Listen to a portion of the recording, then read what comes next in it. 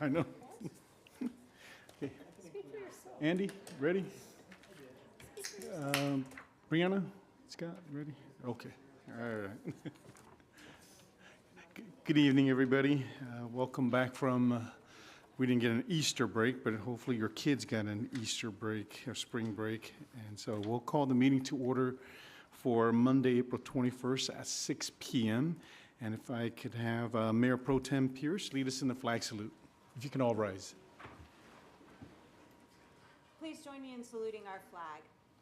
I pledge allegiance to the flag of the United States of America and to the republic for which it stands, one nation, under God, indivisible, with liberty and justice for all. Thank you, Diane. If we can get roll call, Brianna. Councilmember Ashbeck? Here. Councilmember Baskell? Here. Councilmember Bessinger? Here. Mayor Pro Tem Pierce? Here. And Mayor Moanatua? Here. Okay, at this time, we're going to have a presentation of proclamation declaring April as National Donate Life Month. I'm going to have Mayor Pro Tem Pierce read this. Is it Mr. Hernandez? Are you here? Yeah, if you can step up and we'll read the proclamation. You can share a little about what you're doing. And then over there at the podium, yeah, yes, that'll be fine. And then Mayor Pro Tem will read the proclamation. It is my privilege to read this proclamation into the record. City of Clovis proclamation declaring April 2025 as National Donate Life Month. Whereas more than 20,000 individuals in California that are currently on the National Organ Transplant waiting list and 22 patients die each day due to the shortage of donated organs. And whereas Donor Network West serves as the federally designated organ procurement organization in Northern and Central California and Northern Nevada and works in close partnership with families, doctors, nurses, and coroners in hospitals to connect donors to recipients. And whereas organ and tissue are life-giving acts recognized worldwide as expressions of compassion to those in need that save thousands of lives each year, the need for donated organs is especially urgent in Asian, Hispanic, and African American communities. And whereas a single individual's donation of the heart, lungs, liver, kidneys, pancreas, and small intestine can save up to 8 lives, donation of tissue can save and heal the lives of up to 75 others. The spirit of giving and decision to donate are not restricted by age or medical condition. And whereas over 19 million Californians have signed up with the state-authorized Donate Life California Registry to ensure their wishes to be organ and tissue donors are honored, California residents can sign up with the Donate Life California Donor Registry when applying for or renewing their driver's licenses or ID cards at the California Department of Motor Vehicles. And now, therefore, be it resolved that the Clovis City Council, on behalf of the citizens of Clovis, does hereby declare April 2025 as National Donate Life Month. In witness whereof, I hereunto set my hand and cause the official seal of the City of Clovis to be affixed this 21st day of April 2025, signed by our Mayor, Vong Moanatua. Mr. Hernandez, Yes. Thank you for what you do. And we are, as a city, happy that you are saving lives. It's a beautiful name because you are donating life. And so please tell us a little bit about your organization. You have something to say to our residents and also to us as a Yes, of council. course. Thank you for having me, everyone. My name is Leonardo Hernandez, and my role within Donor Network West is the community engagement specialist. So what that means is, doing these sorts of events, outreach, just getting people introduced to the topic of donation, just so it can be a little bit less stigmatized. My favorite part of my job probably is working with my lovely volunteers, so you'll see in the back right here.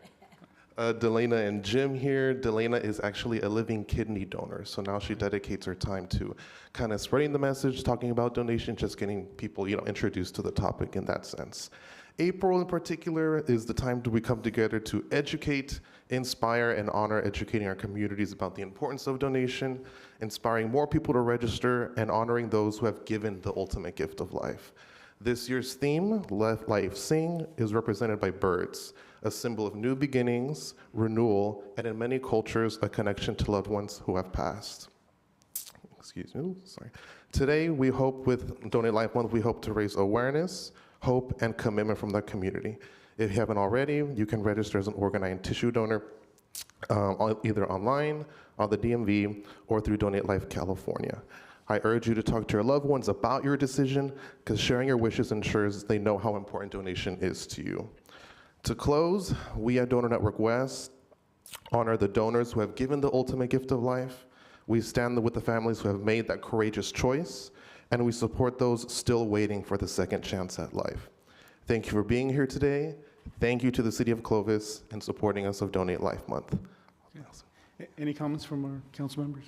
I was just going to say, I work at Valley Children's, and so I've had the privilege of seeing the power of your work, the power of families with the courage to give life, and just the moments that takes. So it's really a heartfelt experience, and it's sort of, there aren't words really. So thank you for what you do. It is a really important service. So thank you. Thank you. Thank you so much. Please come forward. We're going to give you your proclamation and go down.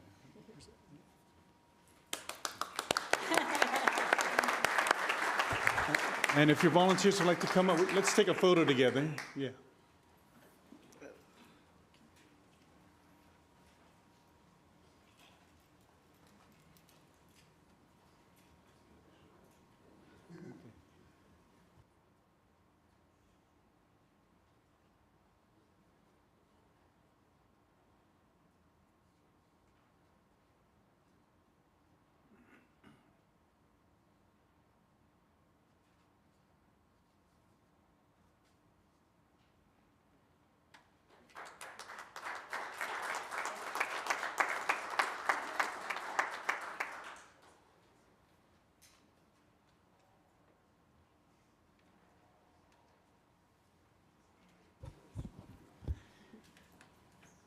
Next, we're going to move to the public comments portion of the agenda. This is an opportunity for members of the public to address the council on an item that is not on the agenda. So if you would like to address the council, you may do so at this time. We have, just for the record, we have two items. I think both are on the dais. And so I think one is about basketball on this basketball courts on the street. And the other one is Measure Y. I don't know if that might be potentially for consent. Scott, Andy, maybe? There is a budget update. Because there's a budget item for, okay, Yeah. so that may be for comment, public comment for consent item. Okay. Mr. Trevino, go ahead. Hello, my name is Steve Trevino. I live on Bullard. I've lived where I live all my life, and I know there's a fire. There used to be a fire station there on Fowler Avenue, and from what I understand, because of the lawsuits that the city of Clovis, I guess, because of housing, eventually they want to make that into housing. And what I've noticed within the last couple of years, especially this past year, I see fire trucks coming from every direction whatsoever. I see them coming from the west. I see them coming from the north.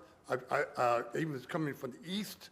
And I don't understand why that property, city property, is not a fire station.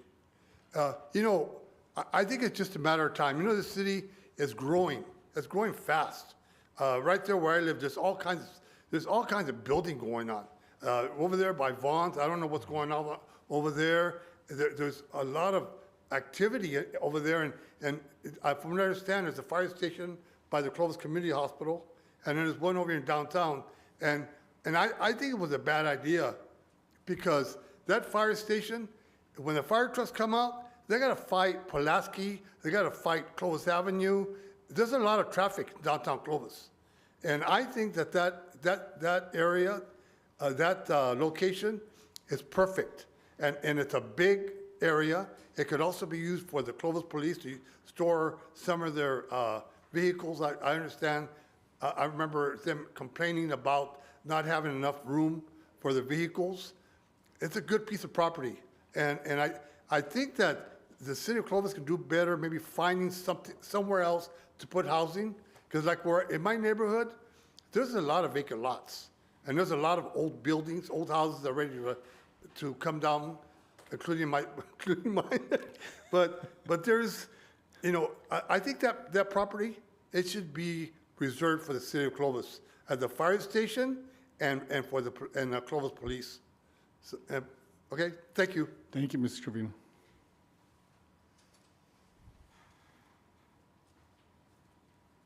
Hello, my name is Belva Mays, and I'm at 1614 Alluvial, apartment 105. This is about the trash, okay? Okay, I'm going to go ahead and I'm going to read this so I don't miss anything, because I like to make sure I touch on everything. Anyway, this is from Velma, the fountains. This is from the fountains. This is not in regards to The trash, the yes. haulers, right? This Yes, is it regards is. to just. Yes, it is, yes. We have that on the agenda. If you I want to know, I comment know. at that time. I just thought if I could get it out of the way and get out of your way, I would do that. So that's what I'm doing. And I don't know if that's what you want to do or not. No, we would like to Okay, have those okay, comments during okay, that time, so okay, that way okay, all we right. can take it as an Okay, item together. all right, okay? thank you. And if you aren't here, you can present it to the clerk, and I'm willing to share it with everyone if you can't stay here for that item. I can stay here, but. Okay. I think that's going to come up pretty quick, so. Anyone else here to address that? Okay. Thank you. We're going to close the public comments. Now we're going to move to consent. Consent items are routine in nature and recommended for approval by the City Council. These items will be considered and voted on as a single item unless a council member requests separate consideration of any item. We have 12 items, and so would like any council members like to pull any of the items? Okay, seeing none. With the public, anyone have a comment on items 1 through 12? Well, 2 through 12 for the consent. Okay, seeing none, what's I'll the make a pleasure? motion to approve the consent calendars, items 2 through 12. Okay. Second. Motion second. All those in favor signify by saying aye. Aye. Any opposed? Motion carries. Okay. Next is item 13, and this is to consider approval to award recycling, organic material collection, processing, and marketing services agreement to Mid-Valley Disposal and authorize the city manager to execute the agreement on behalf of the city. Staff on this is Scott Radals and Glenn Estes. Thank you, Mayor and council members. So as you said, the item before you is to award a contract for recycling organics material collection, processing, and marketing services. So on April 7th, council directed staff to bring back previous recommendation from February 18th, in which staff recommended awarding a contract to Mid-Valley Disposal. So a quick little background is that there's two areas of services, the residential and commercial service. The city provides trash service for those. And the recycling organic services is the contract that we're talking about, in which it's being currently provided by Republic Services and being recommended to award to Mid-Valley Disposal for a 10-year agreement. So staff did an RFP and reviewed the evaluation of the RFP, in which Mid-Valley Disposal was ranked highest when looking at the proposer's qualifications, the technical proposal, the exceptions to the contract, financial ability, cost, and predictability of service. So the benefits that are incorporated in this new contract versus the previous contract is this contract specifically addresses language related to 1383.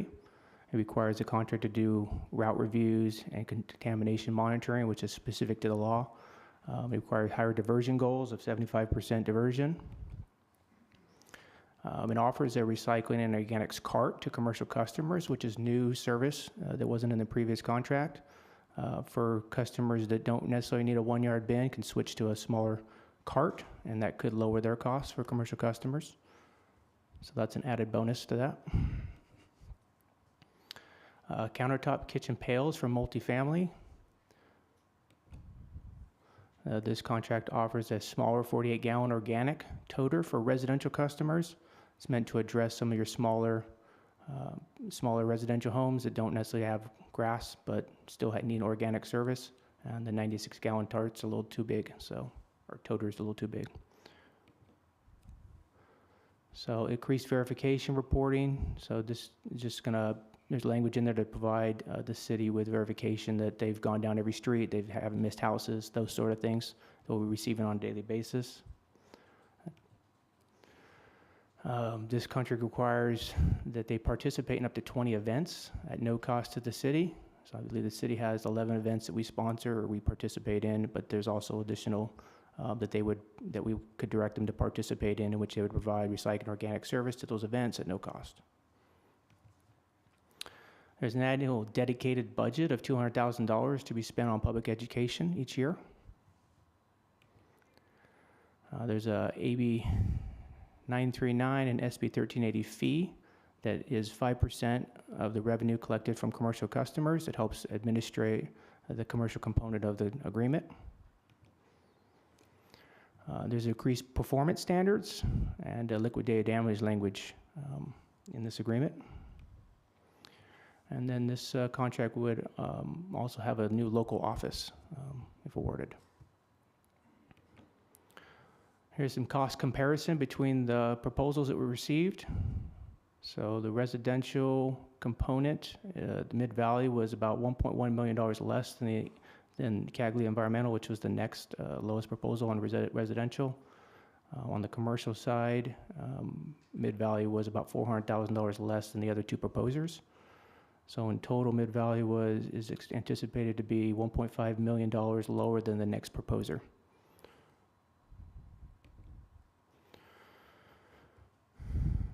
So staff is recommending to award a contract to Mid-Valley Disposal.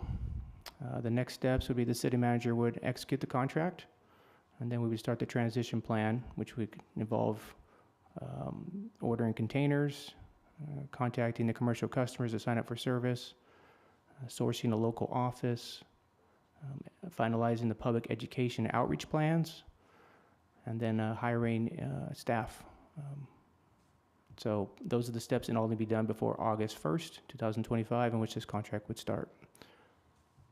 With that, we'll open up for any questions. Any questions of staff? Okay. Sina, we'll go ahead and open the public portion now. If you would like to address the council or have questions on this item, please step forward. If you can state your name and give your address for the record. We'll take it. I have to apologize, I'm losing my voice, but my name No. is Alyssa Thurber, and I'm at 4127 Beverly. That's out at Shaw and Locan. And what I want to know is if this new contractor would allow us to put our organics in the green plastic, compostable plastic bags, because I'm having such a hard time complying with the organics because I'm seeing flies galore. And it's becoming a health concern. So I would like to comply. I would like to have my organics composted. But with my family and everybody, all my neighbors living so close together, the fly issue is pushing me towards not complying. So I would want a service provider that would allow me to use the compostable organics bags to eliminate the pest issue. Glenn, can you speak quickly just to that, just because there's Yeah, that is something that we did consider. We did put in the RFP to consider accepting bags that were labeled compostable, but unfortunately they are not compostable, even though they say they are. So it is in the contract as an option to do this if the city directs it. However, after talking to the professionals in the industry, it's advised at this point not to recommend or not to allow the compostable bags, just because they're not compostable and it's a high cost to have that all removed. But that option is in the contract if the council wanted to direct that at a later date.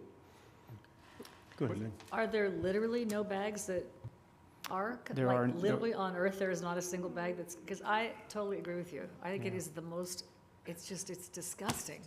I mean, I looked online, people were resorting to freezing their trash and then putting it out the day of. Okay, we're not going to do that either. But Yeah, yeah, so- I hear you.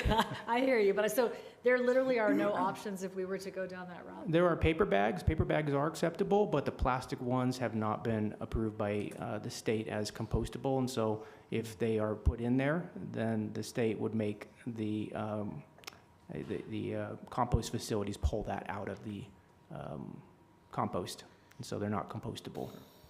So, Drew, you had some questions? Okay. yeah, paper is acceptable.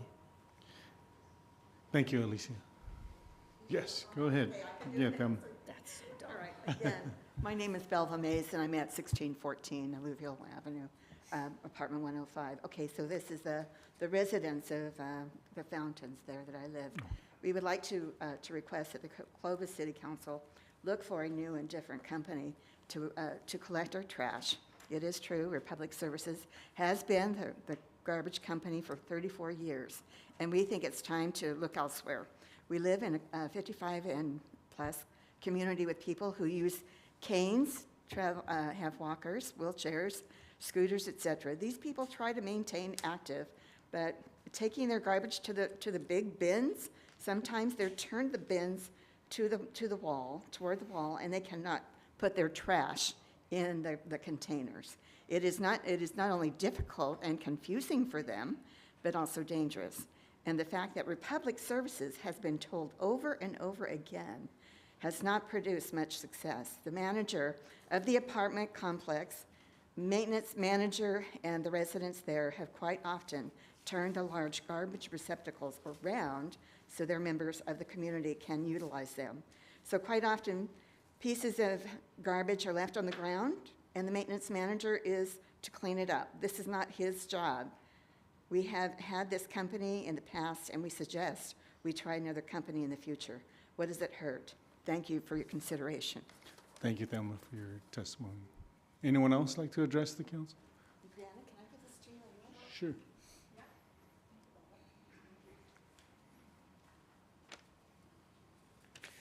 Hello, my name is Bill Scott. I live at 341 Evergreen in Clovis. Just so you guys know, I've been attending council meetings for about a year, and I've missed about a third of them.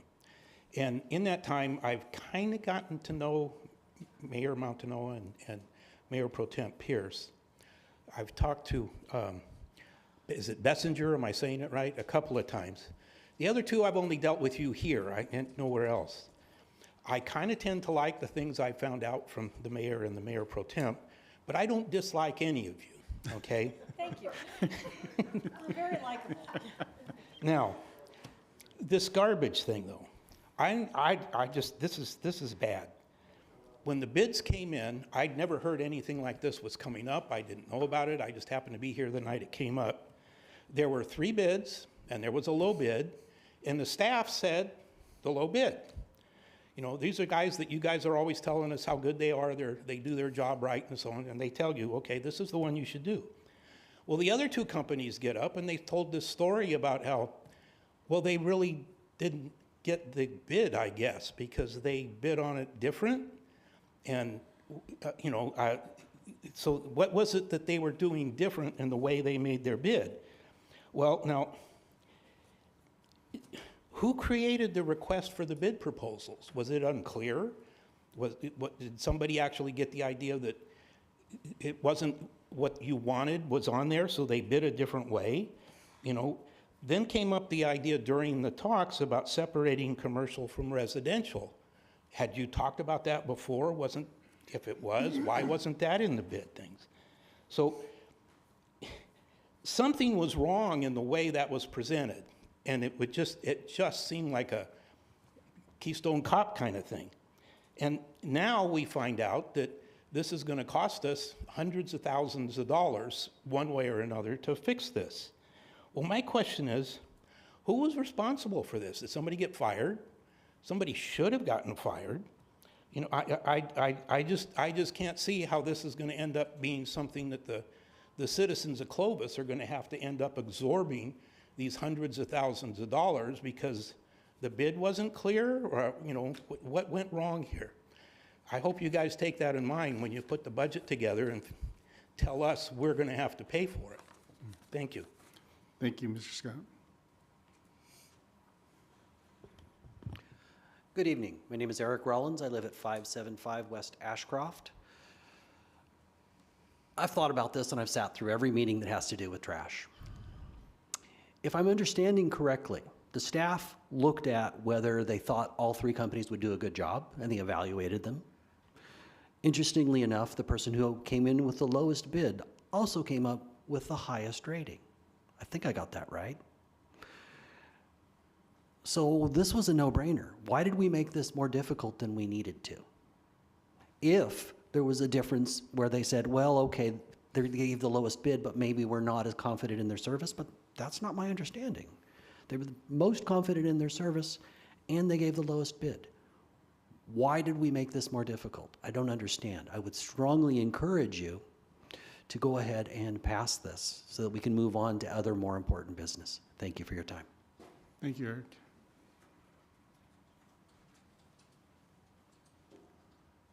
Yeah, my name is Steven Trevino. I live on Bullard. I've been coming to most of the meetings, and this has to be one of the most difficult thing to understand. In my lifetime, usually you see graphs. I didn't see no graphs. I didn't see, all I hear is a lot of confusion, especially from these two gentlemen. They seem, there's no good, how you say, explanation of the whole situation. There should have been some graphs. There should have been more information given to us, the public. I think this whole situation is was very poorly done. I mean, I'm surprised, to be honest with you. I really am. Thank you. Thank you, Mr. Trevino. Anyone else like to address the council?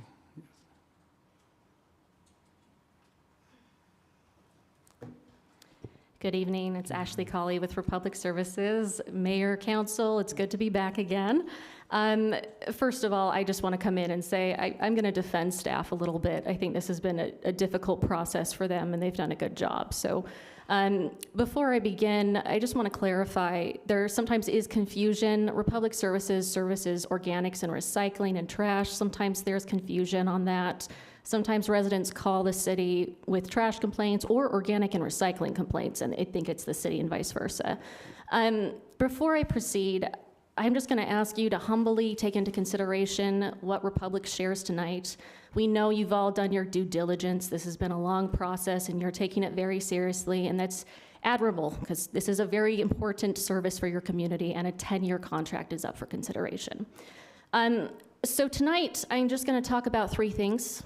The first one, perhaps can answer some questions in the room, is about assumptions. So, this RFP process, staff had a very daunting task in front of them because they were required to put together an RFP where they didn't have all the pieces to the puzzle, and no matter what happened, there would be no apples to apples comparison. Because there are hundreds of accounts in your city that are not compliant with SB 1383 regulations, which means there are hundreds of commercial and multifamily accounts that chose not to sign up for recycling, not to sign up for organics, or are under the threshold of what they should be receiving per state law. The problem is there is no full consensus yet of what number of accounts will need to become compliant. Preparing for this, we had been in talks with the city to start rolling out more services with consent of the businesses. And even then, the city and Republic had a different interpretation of what CalRecycle's requirements are. So there's that. But then there's more to that. There's the question of how many trucks is it going to take to service this? How many drivers is it going to take to service this? We have to guess. Are these accounts going to need a 1-yard bin, 2-yard bin? How many times is it going to be serviced? 3 times a week, 4 times a week? Is it going to be a cart? All three providers had to guess. So you are looking at proposals that are not exactly on the same footing. And I'd be remiss to say, if I don't mention that I do think Republic knows best. We're here in your city, we're servicing your community, we have more experience. We're not guessing as much. But you are making a risk here, or taking a risk, by going with a hauler that maybe, I'm not gonna say this, but maybe they didn't account for that risk when they made their assumptions, right? So I don't envy your position tonight. I don't envy staff's position. It's been a tough go. But as Republic, we worked with staff to submit an extension option. And my second point tonight is I would ask you to reconsider what you did last time, which is, you know what? That extension was designed for staff and Republic to get on the same page, find out how many accounts need to change their service, get them on that level, So we know how many trucks it takes, how many drivers it takes. So when you reissue an RFP, it is standardized. So whether you split it in two or not, we're all going off the same thing there. The last thing I want to talk about tonight is just something that came up a lot in the previous meeting, and that was the Clovis way of life, a quality life, right? Well, as for public services, we provide a quality compensation for our drivers. And we do this because that ensures you have the best drivers on the road.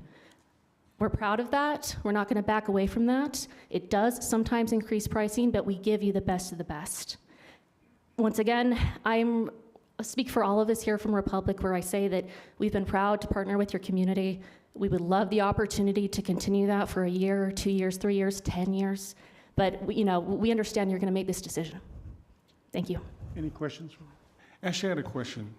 So considering that you saw all the responses, and you probably saw their assumptions, CAGLI's assumptions, and yours, can you say, or can you calculate, if we base it off of their assumptions, this is what our dollar figure would be, our services would be? Or is that something difficult to do? So help me understand, because I'm sitting up here and I'm going, before you didn't know, so you didn't know what they said. Well, they were their RFP, their response was the only one in there. So, but now everybody's response is there, and so you can actually go, well, council, if we did and responded like what they did, and based on their assumptions, we wouldn't be 70%. We would be X percent. Is that doable, No, or is that not doable? No, that makes sense. I would say I don't think it's doable because the Okay. problem is we just don't know how many accounts yet need what level of service. So all of our pricing, that's a good point to bring up.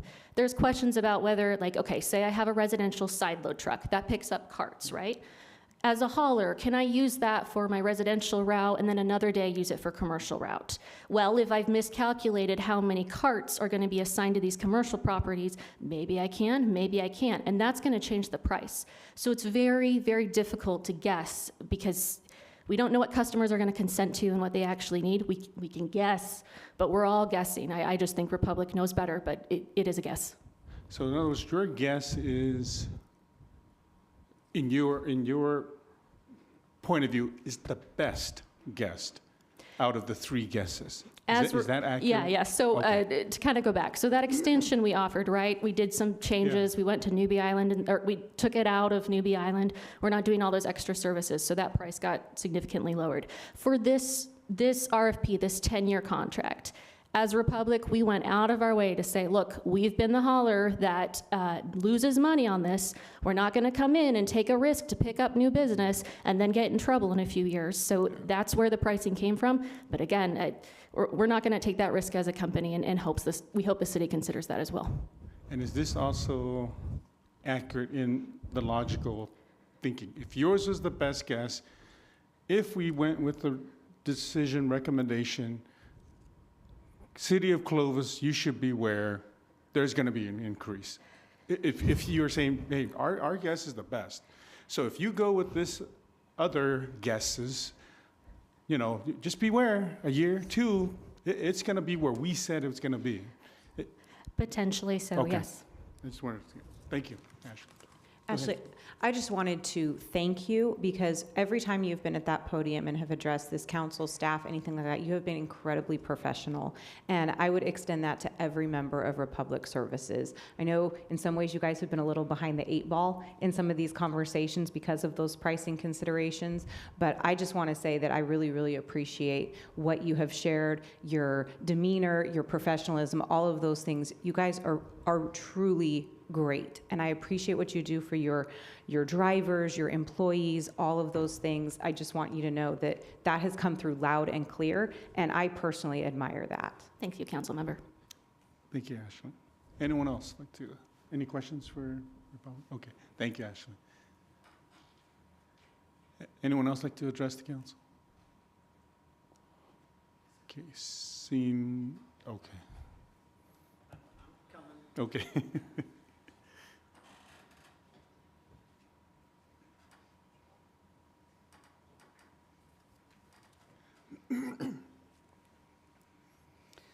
Good evening, Mr. Mayor, City Council. I think you all know who I am. Keith Esther, General Manager. actually live at 2291 Ashcroft Avenue in Clovis, California, in the city limits. And just as Ashley spoke about doing due diligence, staff doing their due diligence, we do it too.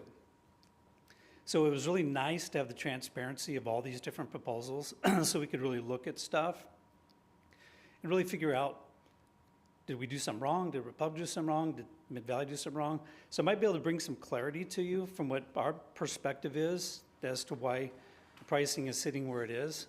So if you'll indulge me. So when we looked at the Form 4, specifically with Mid-Valley, it's understated by hundreds of thousands of dollars on the labor. There are 21 drivers, 18.2 regular drivers, and 2.8 casual pool, working on average, and these are in their numbers, 9 hours per day. Mid-Valley's Form 4 does not account for all the full-time personnel assigned to this agreement. There was one operations manager, one route supervisor, 2 customer service personnel, and 1 diversion coordinator. So their rates do not support the number of personnel that are listed in this RFP. So the rates have to be subsidized by other municipalities. And since these rates do not stand alone and are not sustainable on their own, I would say Mid-Valley was non-responsive to the RFP. Regarding the 9.8 hours per day that Mid-Valley had proposed for route times, Joe Kapelkoff stood up here and he claimed that they followed every Republic truck to check their route times. How they come up with 9.8 hours a day when Republic's coming in around 11 hours a day, very close to what we proposed as well. Our two are based on reality, and it might be possible to lower the route hours by running overweight and illegal payloads on their organics, or by dumping 2 commodities into the same vehicle in various parts of the city. Mid-Valley had an irresponsible amount per year in vehicle-related costs. They estimated 31,005 route hours per year. The amount they proposed for R&M was $443,678. We proposed about $1.1 million in R&M cost. Republic was around 1.6.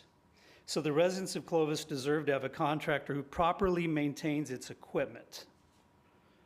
They don't want unsafe, they don't want leaking trucks in the neighborhoods, and unlike Joe Kapelkoff, as he spoke up here and said he lives in the city of Clovis, my wife and I actually do. And we and our neighbors do not want unsafe and non-maintained vehicles running in our streets. So if Mid-Valley was planning to spend more on vehicle-related costs to keep the trucks safe, because $443,000 is not going to do it, they're going to subsidize that with other municipalities like they do with their labor. Again, their response is to this RFP is non-responsive, since their expenses cannot stand alone, or they just plan to run vehicles in our neighborhoods that are poorly maintained. And again, that's irresponsible. Labor and safety, Ashley brought it up. On the labor side, Mid-Valley's proposed a pathetic benefits plan for their drivers. For the white-collar workers, they show a benefits expense of $12.50 an hour, which is already low. For the labor personnel, they indicate they pay $8.53 per hour. Both Cagley Environmental and Republic Services were in the $14 per hour range, which is consistent with national averages when it comes to the benefits. It's apparent by their own numbers they don't care what kind of health care or other benefits their employees' families receive. Unless they're planning on working their drivers 80 hours a week, then yeah, $8.53 makes sense. So if we were to strip away the actual cost of providing safe and efficient equipment, provide pathetic benefits as Mid-Valley's proposed, our proposed rates would have been lower than Mid-Valley.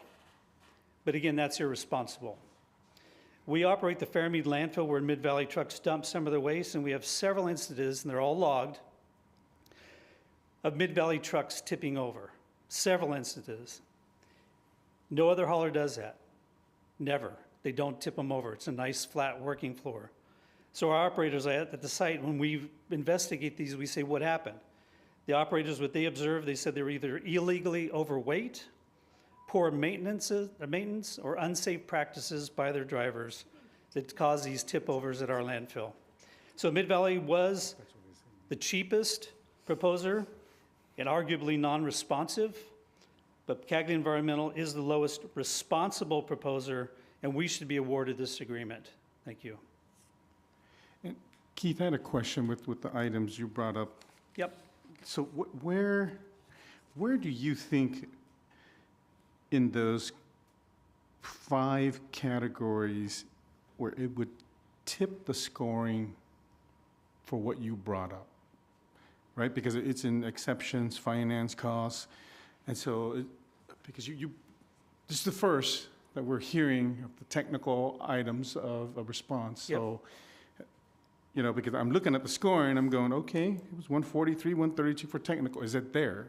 Where, you know, they probably should not have scored that high because they, you know, your staff already missed these items. And I would like to have the staff address the items you presented as well. I really think it all came down to pricing. When we looked at this RFP, there were the scoring criteria that we saw, but there was a really, really heavy emphasis on community participation.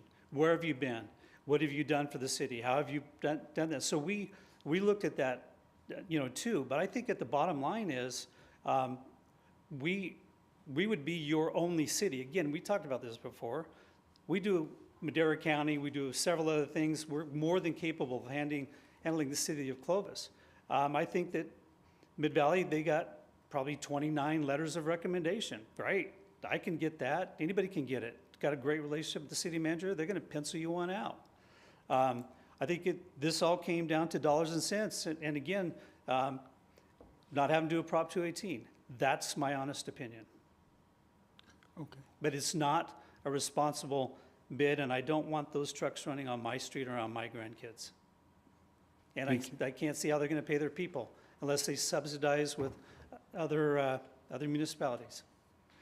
Any questions? And the numbers do not lie. They're right there in that exhibit.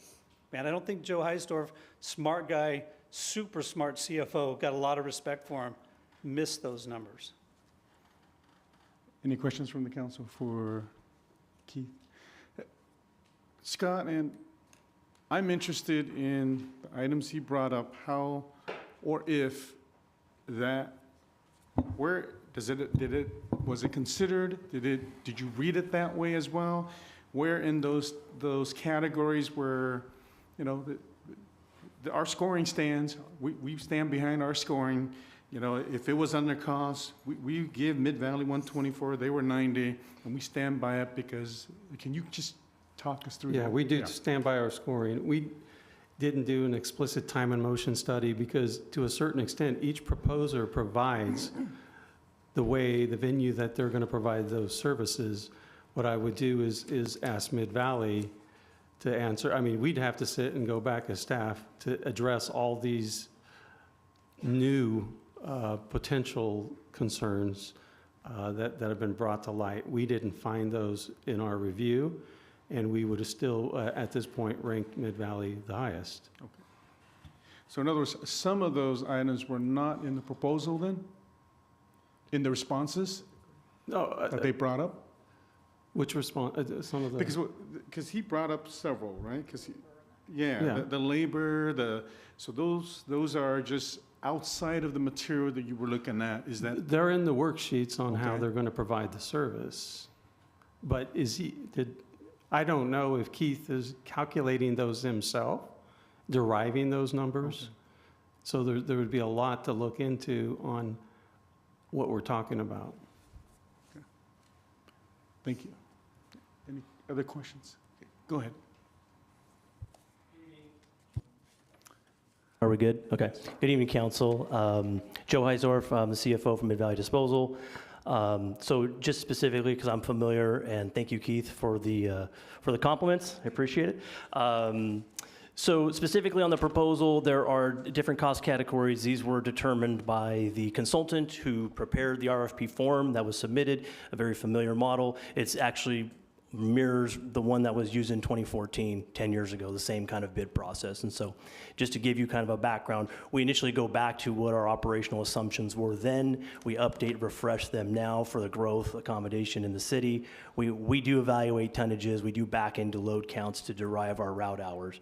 I don't recall verbatim because it is a large form. I did compare once they were all available to see where we were at. It was very comparable. I know we were within one employee of Republic and what their proposal was. So again, we're interested in verifying that logic as well. As far as the cost of labor and those things, I can tell you on those forms, I know if you were to compare them, there was an overhead line item of which we were significantly higher than the other bidders. And that's just your interpretation of what is overhead. Is the secretary's labor direct labor or is it overhead labor? Again, these are accounting concepts that you could say, hey, this is just the direct labor, just a direct cost versus our costs, even when it comes to maintenance or other overhead. Is this considered like, what's the maintenance on the truck for a supervisor or a recycle coordinator who's out there visiting your city? Does that maintenance go under truck maintenance or overhead maintenance, right? So again, to a certain degree, there are semantics. You can drill into on the forms the total operating costs, right? So there are some categories in which we are, I want to say, a few percentage points lower. I can't say verbatim right now, but we are certainly on our total operating costs lower, not by a significant margin, by a margin that reflects our cost proposal and what our rates are. So again, we do a thorough job in vetting all that. The trucks will be brand new. They're already pre-built. They're waiting to be delivered. So again, we could have lower maintenance costs because we're proposing using all brand new trucks, right? So again, specifically to the forms of what was brought up, I can, without getting too much detail, there are some semantics in how it works. There are total operating costs, and as we stated, we stand behind our numbers. Any questions? Okay, thank you. Anyone else like to address the council?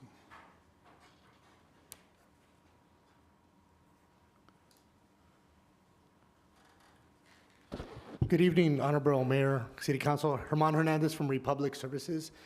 Again, I'll stand up here and talk about safety, right? Republic Services, we're all about safety. We live and breathe safety. Nothing is more important than safety. Again, our drivers are instructed and they're mandated that if their backup camera goes out, that's it, the truck is off. We either get it fixed or we tow it in. We're not gonna jeopardize anybody getting ran over or just having any incidents. Last 2 weeks ago, we were here and we offered 3 proposals. We offered a 1, 2, 3-year deals, right?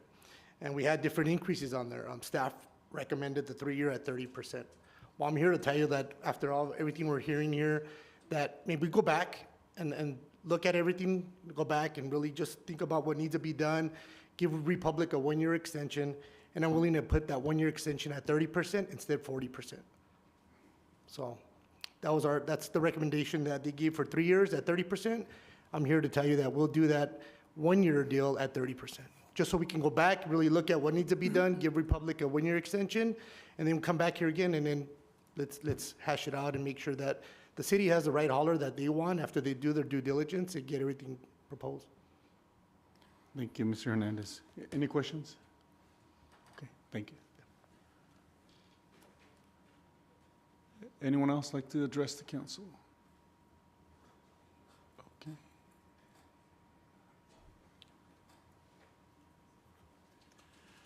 Good evening, Richard Cagley with Cagley Environmental Council, staff. To not reiterate any of the points that have already been made that I could have said tonight, which is usually my strategy, I would just say that, yes, this has been a very frustrating process for all of us.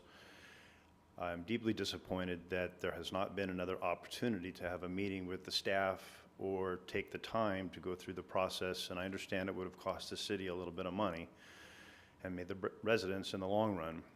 But I thought you guys were on a really good bead prior to us being here tonight for this process, this second or third process.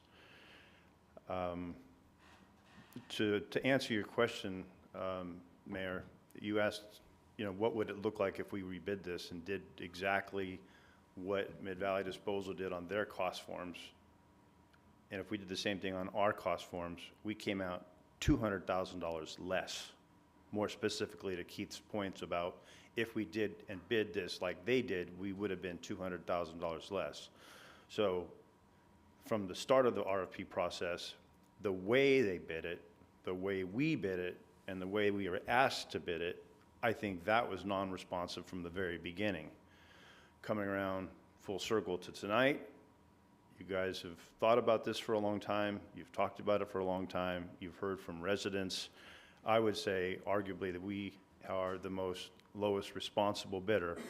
And we wish we'd have had an opportunity to go through that process to talk to you about what that would have looked like and sit down with staff and show you what we see and how we interpret it. It would have been a lot different. Thank you for your time and appreciate you all. Any questions for Mr. Cagley? Okay, thank you, Rich. Anyone else like to address the council? Okay.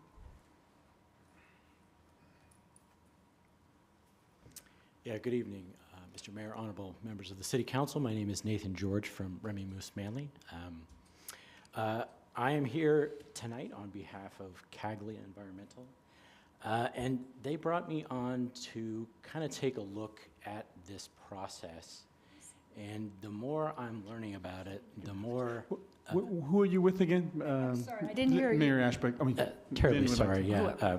Nathan George, Remy Moose Manley. I'm here on behalf of Caglia Environmental. I'm not getting it. Nathan, George, what's the next two words you said? Remy Moose Manley, that's the name of my law firm. I was like, wait, what? All right, sorry, I wasn't tracking. Thank you so Yes. much. Thank you. No worries, yeah. So, as I was saying, so I was brought in to take a look at this process and how it all unfolded. And the more I'm finding out about it, the more I'm kind of scratching my head, which kind of seems to be the theme of this evening.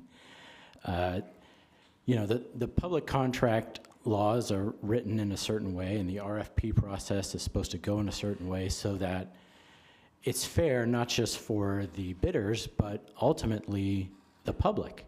The people of your city is who this process is supposed to serve in the end. And when you have a process, and I acknowledge that no public process is ever perfect, but the more irregularities you have, the more indicative that the process was not properly followed. And I will admit that I'm new to this, so I don't have all the background information, but just from what I'm seeing, I do see some serious concerns here about the process that was followed, and then also, you know, all this sort of back and forth, and then, you know, I've learned recently about this potential conflicts of interest that have come up, and those are all things that, you know, give me very serious pause, and I think should give all of you very serious pause to go back and look at this all and say, you know, are we doing what we need to do for the people of Clovis? And I think having, you know, a clear, transparent process where everyone's on the same page is really what's going to serve everyone best. And unless there are any questions, thank you very much. I have a question. Go ahead. Mr. George, you obliquely said something about conflicts of interest. What are you referring to? Well, I've been only recently brought into this, but my understanding was that there was some irregularities with the RFP consultant. They were brought in to do write the RFP, but then had to be removed. It's my understanding that there's also potentially some relationships between the proposed winning bidder and some members of the city council. Again, I don't have all the information, but I was provided with a recent article about some potential relationships and reasons for why there should be recusal, or again, putting this out more time for everyone to go back and look at this process and just make sure it's transparent and fair.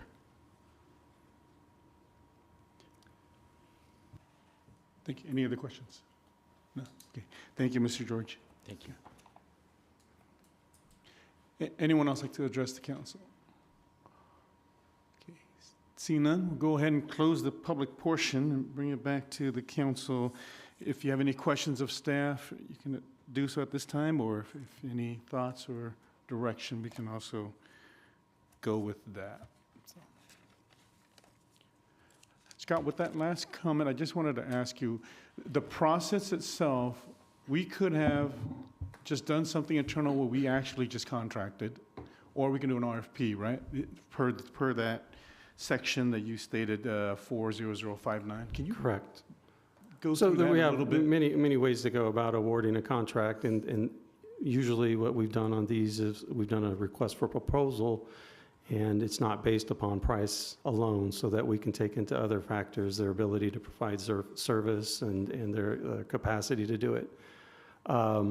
There isn't, you could go to a straight low bid process if you wanted to do it, and council could direct, I believe, and Scott, correct me if I'm wrong, direct negotiations, and we would go and we would work with the haulers, and staff would be in almost a negotiation standpoint of trying to find the best service at that best price, or whatever parameters the council would set for us, which is, that's probably the most difficult for staff to be in, to make those qualifications in a negotiated contract like that. And did you want to speak with regards to, it came up, this will be the second time with regards to the Yeah, and I know where you're heading on the consultants. Yeah, so can you just clarify that for Let me- the let public me- for us? Let me Okay. briefly state that we consulted, we used HF&H as a consultant to prepare the RFP. They are the gold standard of consultants when it comes to preparing these trash contracts or proposals. They have, in the past, have many interactions with all these haulers. My concern was that I wanted to make sure that there was nothing in the process that could be used, and unfortunately, I used a incorrect statement of work rather than interactions. So HF&H, to my knowledge, and even in speaking with Rob Hilton, the owner, has no conflict of interest, has not worked with Mid-Valley in the past, and yes, it's as good as process as we could put together. They were not involved in the review, scoring, or recommendation either. Okay. Go ahead, Drew. Scott, we have, one of our staff members worked for one of these haulers at one point. I understand that particular employee was not part of this process at all, specifically not. Yes. So you're echoing on the sensitivity that we had in delivering this contract, that we did have one of our staff members who we necessarily excluded from participation in any of the processing of and selection or scoring or involvement. And it's unfortunate. She's a very, very competent and really good employee. She's a solid waste manager for the city of Clovis, but she has not been involved in the process. I just want to make sure we stated that publicly. And Scott, I'm going to ask you to go back to sort of that conflict law with regards to donations and what is required and what, so that way we are clear, it is incumbent on us, that's what I understand. And so can you just reiterate that for the public as well? Yes, Mr. Mayor, you're absolutely right. It is incumbent upon the official. So the provision that I'm familiar with that I think may be being raised is the potential Levine Act campaign contribution requirement. This was a change in the law a few years ago that requires certain disclosures to be made if an official received a campaign contribution from a party or a party affiliate. There's a bunch of definitions in the law. And it applies to, I want to make sure I've got the language exact.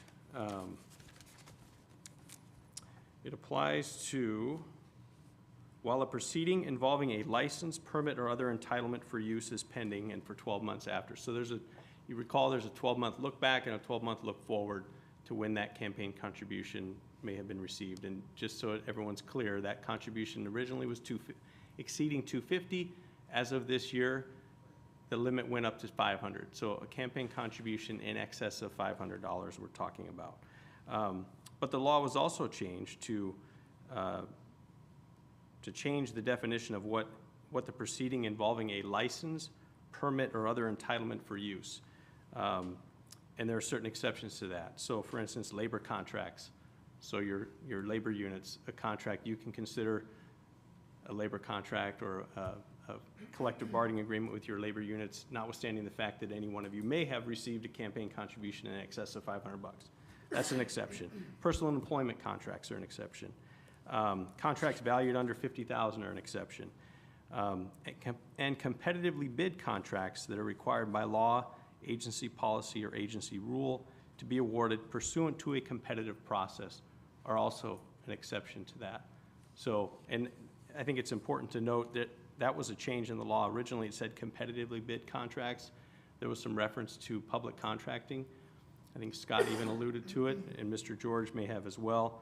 There's a difference, as you all know, between a public project, let's say a street improvement project, or building a new city facility that's required to be submitted with sealed bids and awarded to the lowest responsible bidder, based on price only. Nothing else can come into play other than price. That's a competitively bid project or contract. But the law was expanded to talk about a competitive process as well. And so I would suggest that this process, this RFP process, is a competitive process. It's not bid on only price alone or awarded on only price alone, but it is competitive nonetheless. So there may be, that may fall within the exception. I haven't looked into that in detail because this was only raised recently, but I would point that out that this process, although it's not competitively bid and it's not awarded based on only price alone, it may well fall within the competitive process exception to the Levine Act. So again, not having looked at it. And again, I think to the mayor's point, ultimately the disclosure requirement and the potential recusal requirement falls on the official. You know, no advice I may provide, or if you're consulting with me, as you all know, I may share my opinion, or the office may share our opinion on, yeah, it's probably best that you recuse or not, but ultimately my opinion or anybody else's opinion or conclusion on it is not going to be, you know, provide immunity for the official. So it ultimately rests on the official to do what he or she may think is required and consult with the FPPC, the Fair Political Practices Commission, if there's a question about it, because only the FPPC can provide immunity from any enforcement action. So I don't know, a long-winded response, but I hope I answered the question. That is very, very helpful. Go ahead, Lynn. So, Diane, can I ask you just to comment on that? I think the article that was being referred to spoke about you, and I just think in the spirit of the community, as someone who lived through Operation Rezone, which was also quoted in the story, do you mind just commenting on the campaign contribution and how you've decided that it doesn't fit? I just think that's fair for people to understand what we're talking about. Do you mind? Sure. No, I have no problem doing that at all.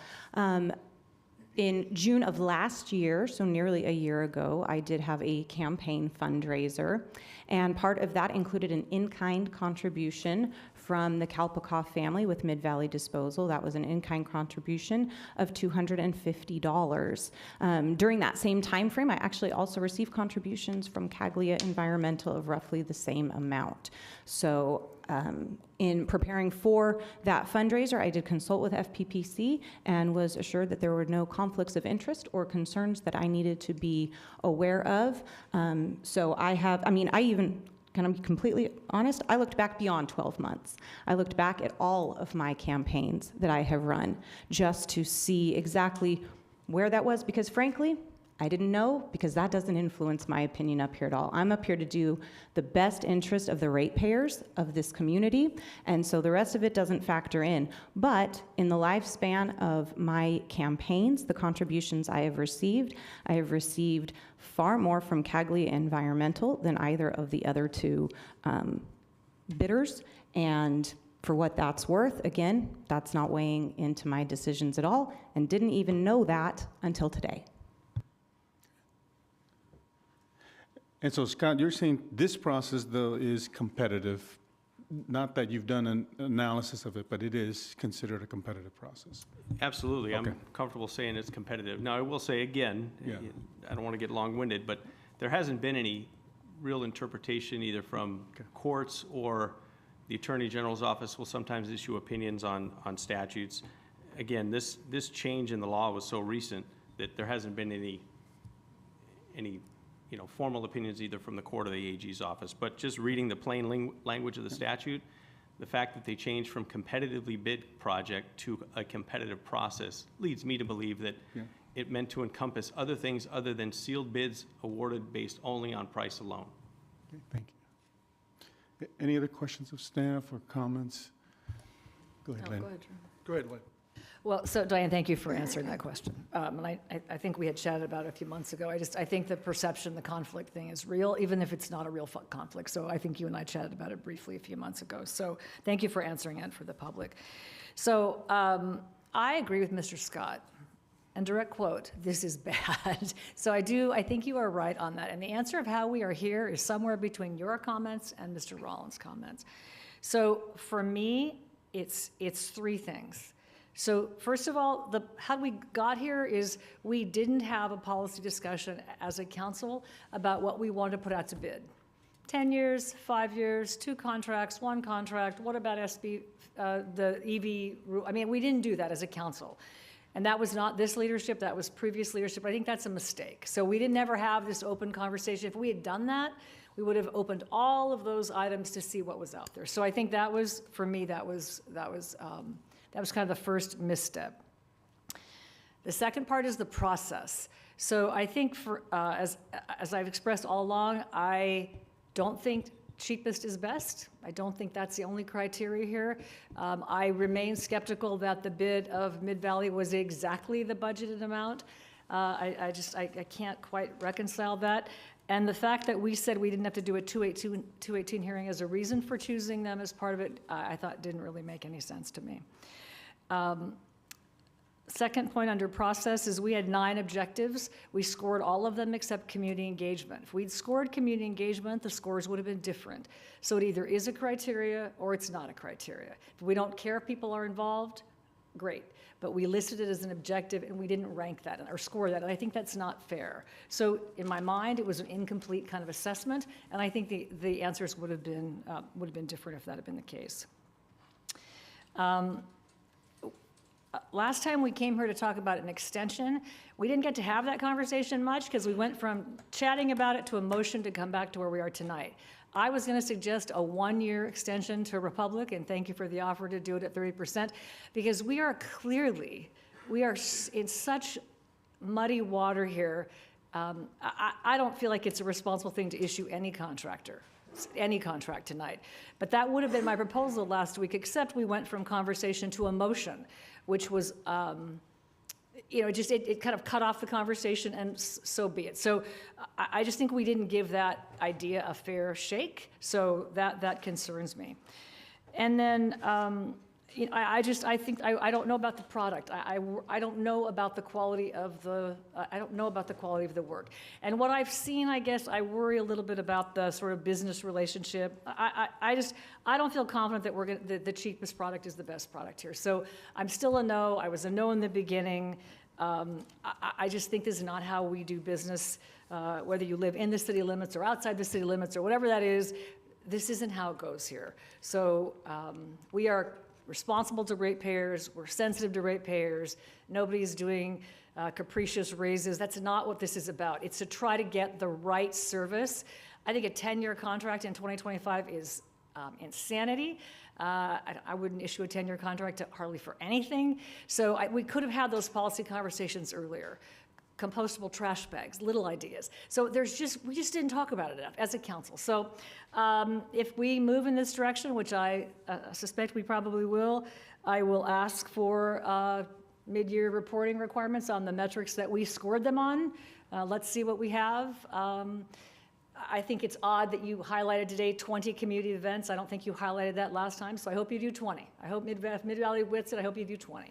But I think we've not done our best work on this, but I would request to your reporting on metrics to see what's happening, what customer service. I don't know what the reopeners are in contracts, but if we end up getting out of the garbage business and if something happens, I don't want to presume that Mid-Valley or whoever gets this job gets it for another 10 years because of the changes. So I think we have not done local government well. It has not anything to do with rate. I think we want to get the best price, but this is not good government. We have not done a very good job from start to finish, but here we are. So I was a no in the beginning.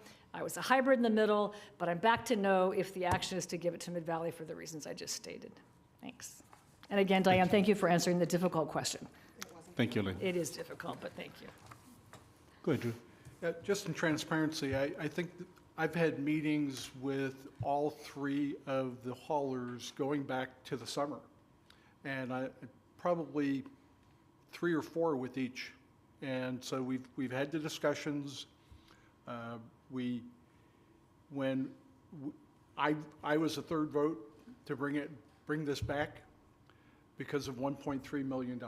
I could not justify that added expense and rolling the dice on another RFP that potentially could cost even more than what we're doing now. I would challenge anybody who thinks they have something that is unethical to report it to the DA's office, Public Integrity Unit, or to the Attorney General or to the FBI. I'm a little irritated, frankly, that Mr. George comes in tonight, just gets involved in it, and tosses out some allegations. I think that's irresponsible. But I'm prepared to vote on this tonight. I think it's time to put this behind us. Go ahead, Matt. I just, you know, I have nothing against Mid-Valley. I think they're a great company. I think all the people here are great companies, but I was of the mindset as well of doing a 1 year with Republic because of the RFP process and because of all the questions that were associated with it.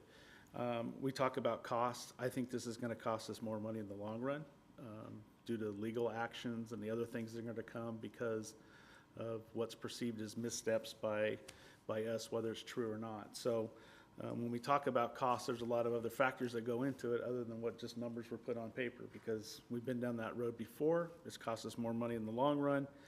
And so that's why I was of the opinion of, you know, giving it 1 more year, put it out there, talk through the questions we have, and then go from there. So those are my thoughts. Thank you, Matt. Good. Dan? Mayor, I want to thank you because I think through this entire process, you have been incredibly consistent. I think that the idea that this has been confusing, I think it's just because this is a massive deal. This is 10 years for our ratepayers. There are new components that have come in with SB 1383 and organics and how that works, and bringing in additional commercial customers and accounts and all of those kinds of things. But I think that your line of questioning every time this has come forward has really kind of brought us back to the bottom line of it all, which is what would be different if we did any of these other alternatives, if we did a 1-year extension, if we split commercial and residential and did a whole new process. And it really has come back to not much, other than increased costs for extensions and splitting, bifurcating, all those kinds of things. And so I think that at the end of the day, we can look at the RFP process. We can see that 3 otherwise comparable companies responded to that process with what they thought was the best they could offer our city. Our staff, who we trust their expertise on these things and everything that they do, they are constantly complimented for how well they do their jobs and represent our city, and we trust them with this process. They went through all of those things, and they basically said, look, all 3 companies, great. Customer service, good. Ability to perform this function for our city, good. Everything in the RFP process really put them all on the same playing field. There was one piece that separated it, and that was the cost to the ratepayers. That is what I am basing my vote on tonight, and what I believe makes this essentially very good government, because we are putting our ratepayers first. I guess we will explain our votes because I think we are responsible and we're supposed to do that. And I was ready to vote last time is also for the 3-year, but the reason when I went on my little explanation and was because I wanted the public to know the result of our vote to extend, that it was going to cost $1.2 million. And I was ready to vote for the 3-year. You know, we had a different motion, so okay, I'll support that because it gets me back to where we are. So that, and I wanted us to let the public know if we do an extension, it's going to cost this. So that's why we're back here. Now, with regards to the RFP, this council told our staff on July 1st, 2024, said, go ahead, we like HF and F, we like what you are presenting, we like the scope, go work with them to do this. We have to own that. So we did that. We allowed it. We had the opportunity. I was comfortable with it. I read what you were going to propose to them, what they were going to present. And so we gave you the charge. If not, you would have said, well, if you can't choose, we'll wait for you to choose. Do we want to go another route? So you gave that opportunity, and we voted for it. And it was, I remember, it was 5-0 for us to go, please proceed. And then on October 1st, RFP goes out, same RFP. They didn't get one with red, one with yellow, one with green. It was the same one. Everybody gets to respond. On December 11th, they had interviews, and in that, each of you had the opportunity to come back and say, you know, I'm going to change this. My question to you or my response was this. That was your opportunity.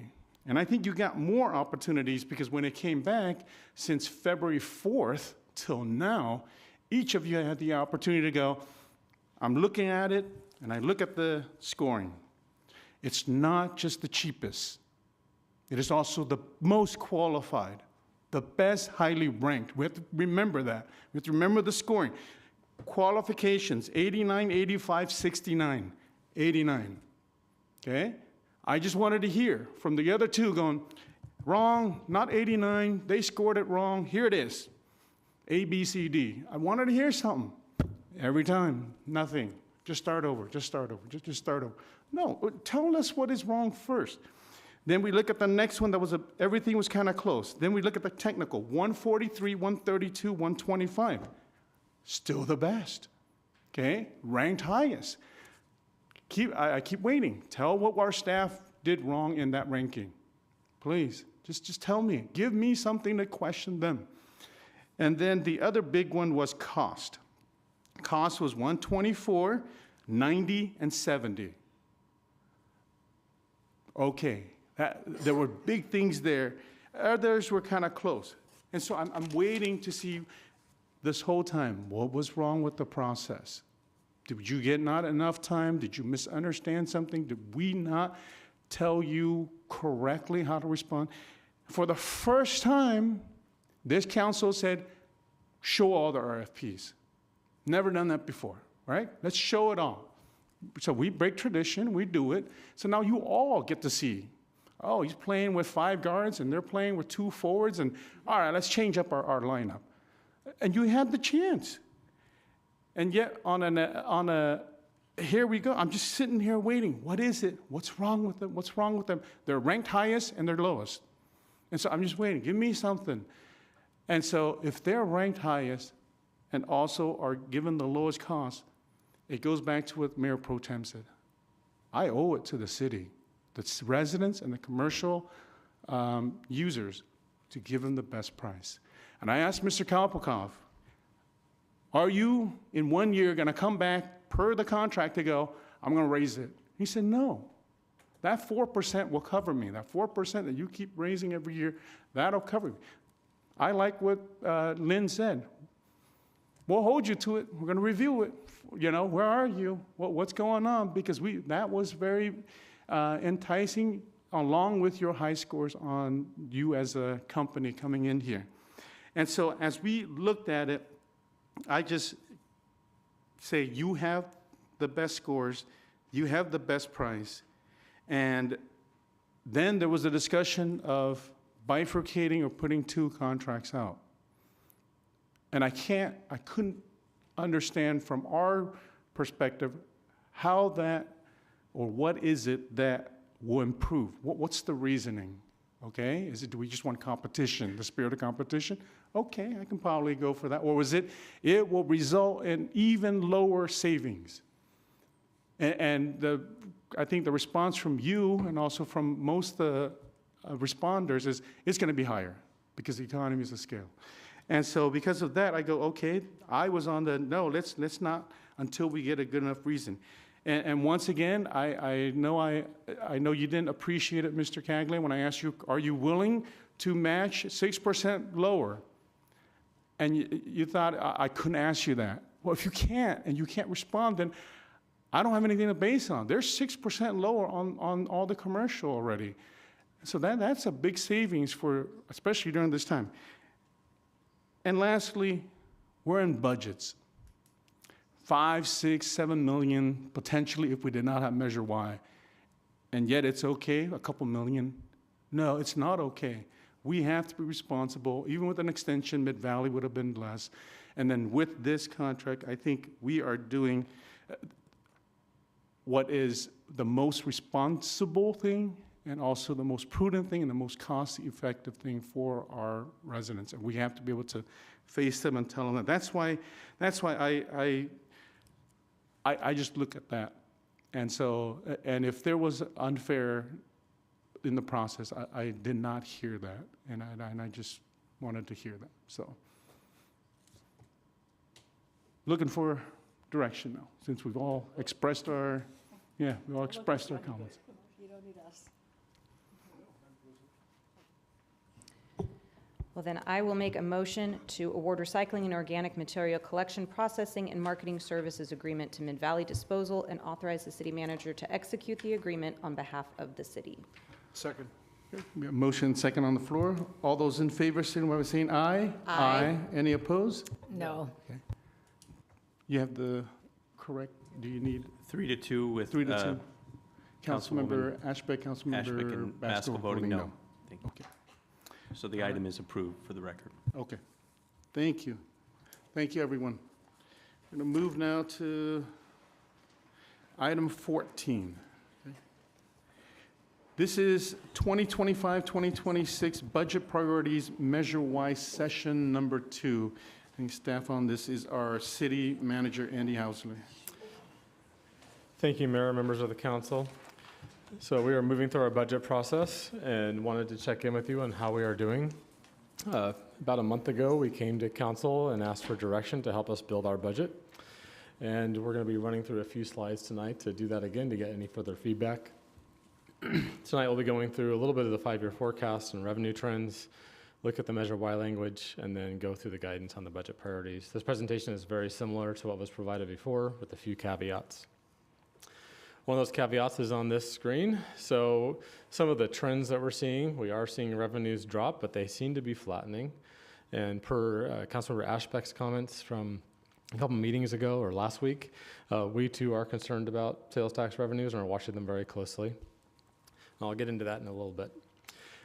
Property tax revenues are staying steady. Expenses are growing faster than inflation, whether it's insurance or materials, supplies. We're seeing growth in that. And some unknowns. Inflation recently dropped down to 2.4% for Western U.S. cities. We have outstanding labor agreements that are being discussed. And economic conditions, I have never seen a time like this relative to the economic conditions that we're going through. It is unknown and volatile. The chart on the right, I showed this to you when we did the first budget input session. And the red dot is where we were at relative to CPI. And the blue line falling below it is how far we have fallen since then. So things are volatile and uncertainty is certain as we are going through this process. So on the dice, and my red circle somehow shifted, is what we get from our sales tax consultant. So we get these on a quarterly basis. This is the most recent one we have. We'll be getting more in the next few weeks. But for this particular quarter, it showed Clovis dropping 4.7% in sales tax revenue. Based on this report, staff began working really hard on projecting revenues for the upcoming fiscal year and how we are going to wrap up this year. So on the dice, like I said, is that report. It's a public document. It's nothing that's confidential in it. And then there's also an overall state forecast. And I believe some of this is probably a little dated based on what's going on in the economy today, but we'll be getting some updates and adjusting things going forward. But based on this, we went and did some adjustments going into 5-year forecast and into budget of dropping our sales tax revenues down. So we went and dropped overall about $4 million down. Measure Y was dropped from 28 million down to 26.1 million. And we also saw a drop in the current year, which is the blue line in 24-25 in revenues we expect for this year. So overall, about a $5 to $6 million swing in revenues between this year and next year in sales tax. So I just wanted to highlight that, showing that we are looking closely at our economics and working with our outside consultants as they review the various sales tax producers in the city.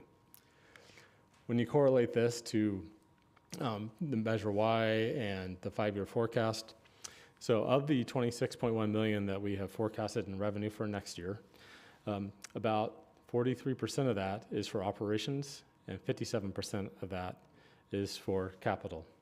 And capital is really us setting aside monies for things that we really need. We really need to have funds for vehicles, for building repairs, for some equipment, and the emergency reserve. But it's not money that we're going to spend day one of the next year budget. It allows us to be flexible as we go through these uncertain times. On the operations side, the new staff portion is about $6 million, a little less. And we'll be going through some of those positions of what council has provided us direction on. And then the remainder is preserving services. It's $5.5 million. If not for Measure Y, we'd be making cuts to the general fund of $5.5 million for current year and for next year. Reiterating in the forecast, we showed a $5.4 million shortfall in current year and hopefully getting better going forward. But we were not in a great spot relative to the general fund and how the economy was doing and our costs.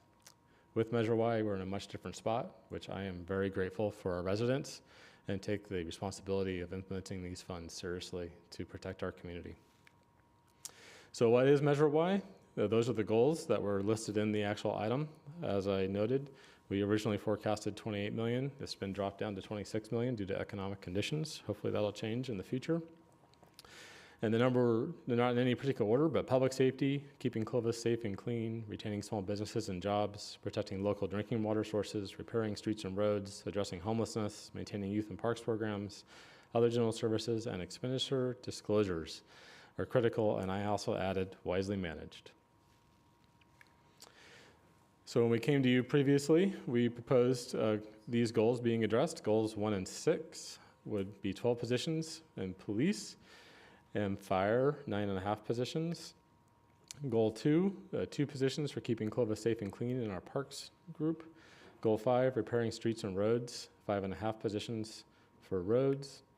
Goal 7, maintaining youth and parks programs, 2 positions. Goal 9, expenditure disclosure, spent locally, 1.5 positions. And all goals, we need some support to help all those other goals happen, 2.5 positions. When that is looked at by goal, that is 92% on public safety with the balance on the others, as indicated there, based on a $26 million revenue source. If you did this, which is more traditional in our budget book by department, that's what it would look like, with fire and police at 33% and 60% respectively, with small amounts to the other departments. If you looked inside of a department, this is how it would look in police with their allocation for emergency reserves, future facility needs, maintaining current services. And this is by no means set in stone. We're going through the budget process right now, and likely the slices of the pie are going to adjust as we are adjusting to higher costs and maybe changing revenues. This is it for fire as well, same idea. For facilities, we were trying to set aside $5 million, and fleet $5.15 million. This is where we have some flexibility to build those funds over time if the economic conditions warrant it or our costs increase. We can look at taking some more time to build up these funds. Emergency reserve, we're trying to get to 20%, and it would be hard for me to not hit that goal, just from my own perspective. And then our general fund balance, we have a goal of 4 to 5% being maintained in there. So that may also adjust down depending on our economic conditions. So in summary, we as a staff going through the budget, we are on track to meet the service level priorities that council set at our last input session and the staffing levels to meet those service priorities. We do see some likely need to adjust our capital investment levels and emergency reserve and our fiscal sustainability or general fund balance. Going into budget, it may be a little bit different than what we're presenting tonight. We're in the final stages of developing that document, and we'll be coming back to you with it May 19th or in early June. So here for any further input from council, and our finance director is here along with some of our finance staff. They've been a huge lift on getting us to this point, and I deeply appreciate it. Also in the budget book, we're developing a whole entire separate section just for Measure Y, and that'll be detailing out all the investments being made for Measure Y for the residents to review. Thank you. Any questions for staff? Go ahead. I think my question is still the same question, not that original. We've been projecting 28 million for Measure Y from the start, right? During the campaign, that was the number. So I think you just had a slide that said we're going to come in at around 26 million. So I think I cannot reconcile, and I'm not an economist or a CPA, that in the conditions of the uncertainty of tariffs and trade this and all of that, you look at the sales tax numbers in this document, which we just got tonight, which is super great. Thank you. A lot of them are down, right? I worry that that's not enough. And I can't figure out, we've said we need capital, we need fleet, but oh, by the way, we'll just take it out of those things if we don't get there. So we're digging ourselves, we're in the same hole that we won't fix this building that's 50 years old because we don't have any money. We need so I don't know why we don't just take an inhale and shrink it down a little bit until we see. I think the uncertainty of the times and just all the activity at every level of government seems very risky to me to budget for $26 million when people aren't shopping, they're not going to buy as many cars. You know, unless they lift all the tariffs of all the things they said they're going to put tariffs on, I just don't see it. All of our vendors here depend on things from China. Our top 25 sales tax people all need China. And if we have tariffs on all this stuff, I don't know how we can only take out 2 million. Sorry. Well, and this was developed before all those, the Right, number was a. So you want feedback on it? My feedback still remains. I just think it's too much. If we get more, yay, we can go back mid-year and adjust and say we have an additional funding to do this or that. But to pass a $26 million Measure Y revenue stream with a surety that every one of these top sales sectors, maybe with the exception of, I can't think of one, would not be lower than we think today.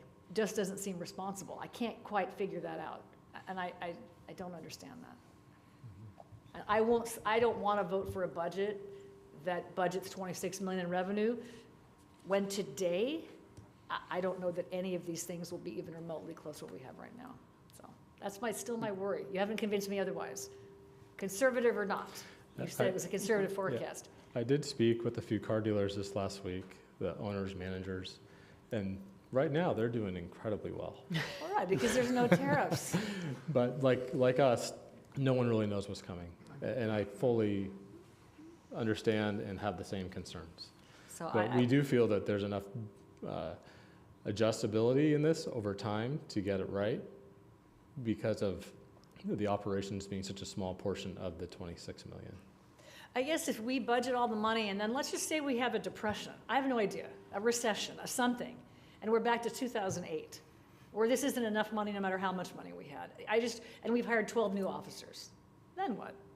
I just think the uncertainty is, this is what we've created, this is what we voted for, so we've got to figure that out, but I just don't see how to manage that. So I'm done. Promise. Go ahead, Diane.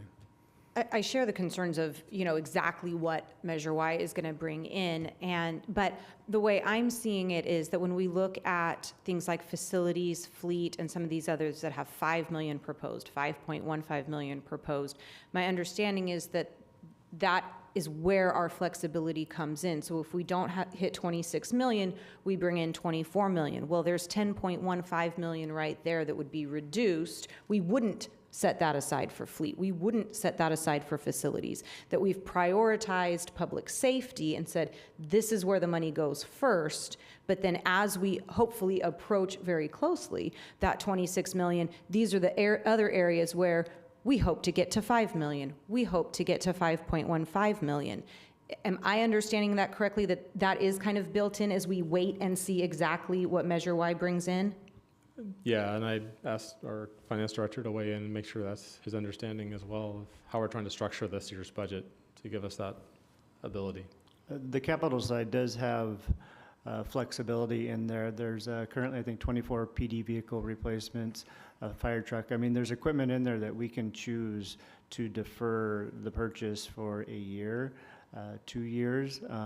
It's not final until we make the purchase and we cut the check. So it's not spent on day one, and if the direction is that we budget for up to 24 cars, but we hold off half of that idea for 6 months to see where we're at, then the budget would authorize the potential purchase with the trigger of council's direction to go ahead and do so. We could build in those kind of mechanisms for a deferral period on the capital side of it so that we can potentially plan for the replacements, but not yet do it until council is comfortable in doing so.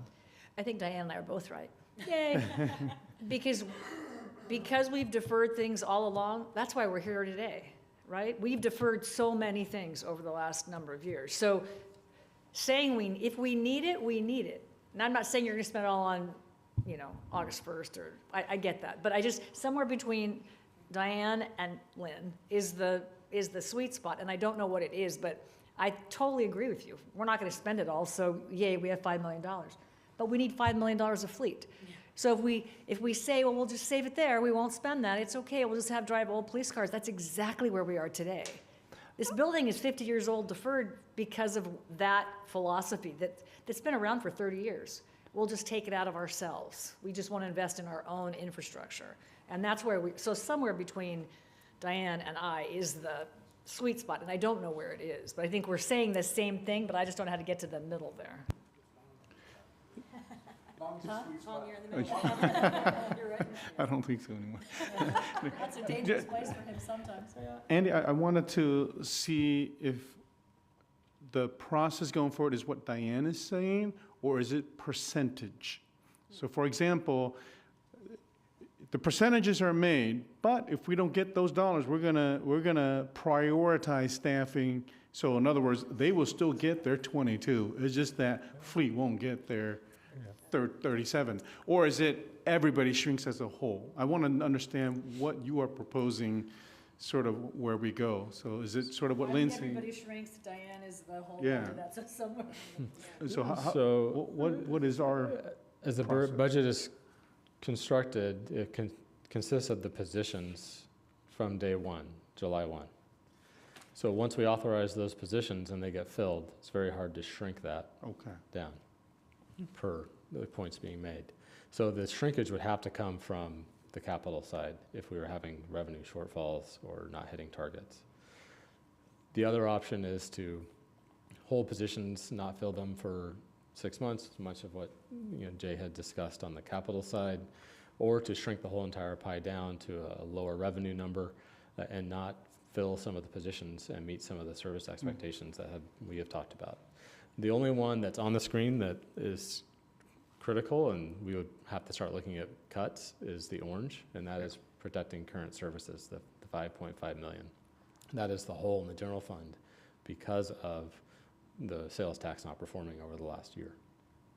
As you can see, sales tax has generally struggled as it has dropped the last 3 years since the peak in COVID, which we expected some because there was some COVID buying going on. But we are seeing it continue, and the economic conditions are very uncertain.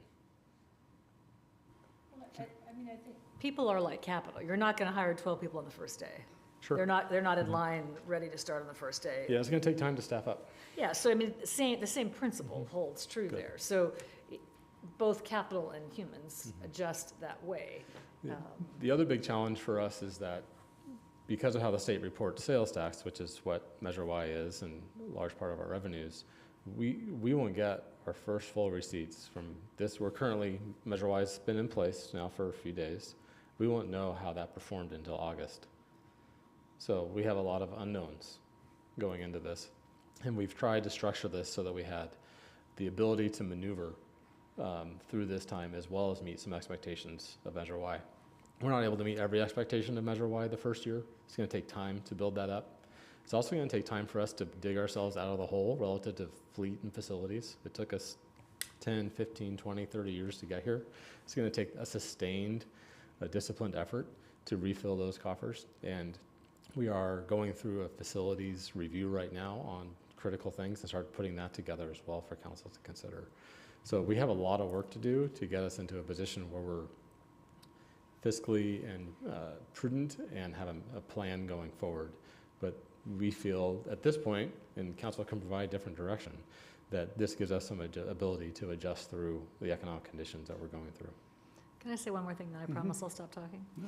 You just said we're not going to know the full performance of Measure Y for a couple of years. So theoretically, is that what you said? Is that right?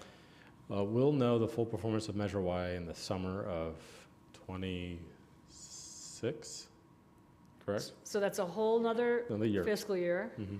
And then the next budget forecast will be more accurate, we'll know more. So in some ways, because I like to be right, that kind of makes my case. We don't know. We don't know what to expect in the first year. So that's another reason if we budget $26 million without any indication of what it will be, it could come in at 14 million or 18 million.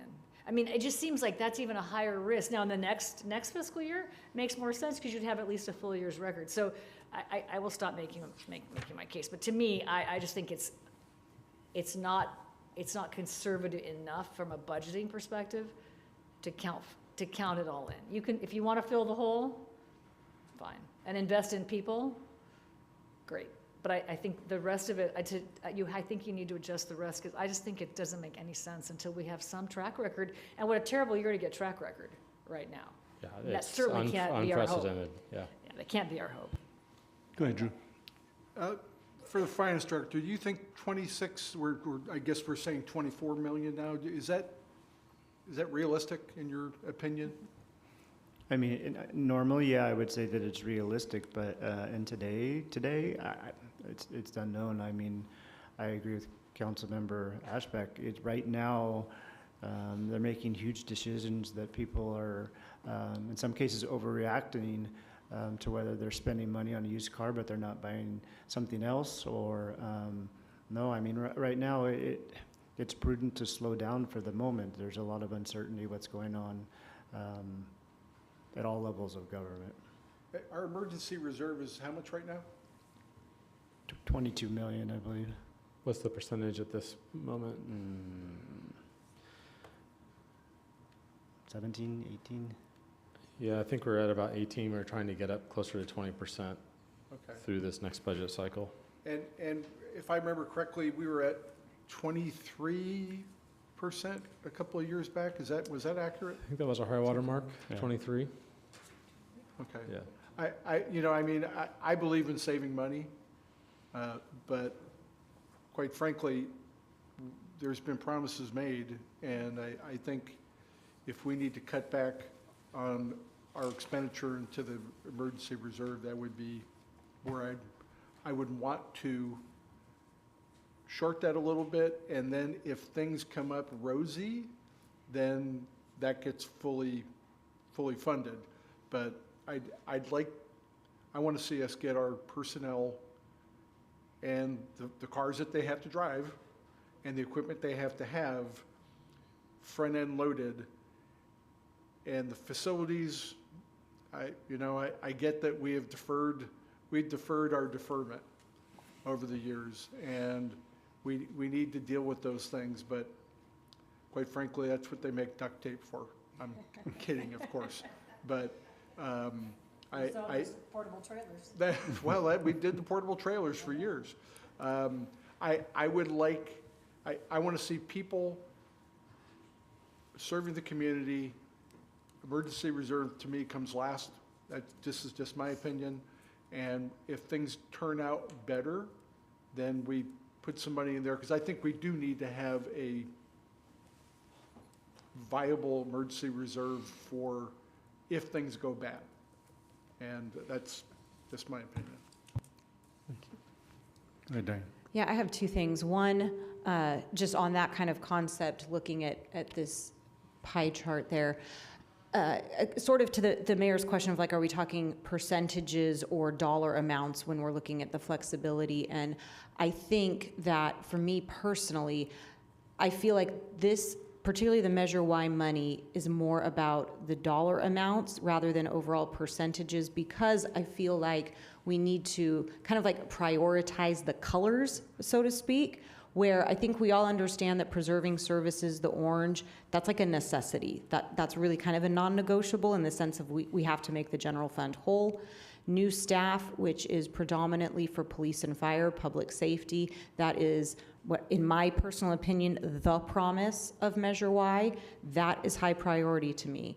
If there are priorities even just within fleet and facilities, I'm there too. And so that's my mindset on it, is really looking at almost like line item prioritizations, as opposed to saying, hey, we didn't hit 26 million, everybody's got to tighten their belt by, 4% or 14%, whatever it might be, because, as we've talked about before, you can't order 67% of a fire engine.